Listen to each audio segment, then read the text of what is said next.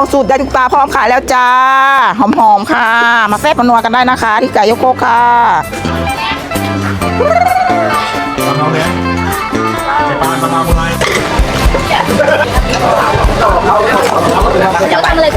ตำลาวปูนาดองเพิ่มเส้นสดจ้าจ้าตำลาวปูนาดองสูตรยายตุ๊กตานะจ๊ะนี่จ้าปูนาดองใส่กระเทียมว่าไข่เค็มพริก3 เม็ดน้ำมันทะเลไม่ประแดกพริก3 เม็ดไข่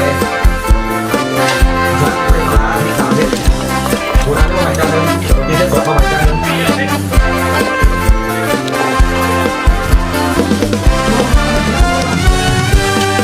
พี่น้องเอ้ยไข่ตามคอนห้องตามขันคือแสงจัดมันสวยเด่นพวกพี่น้องก็คงเห็นบ้องเจริญในเทือนี่สิไข่ยี่ฟองนิทานนำนิทานพื้นบ้านบอกว่าทันสมัยเอาไว้มันทันใจทันคุณฟังผมมีสาอันประกาศเม่นั้นเป็นสิทธิธรรมอันดับหนึ่ง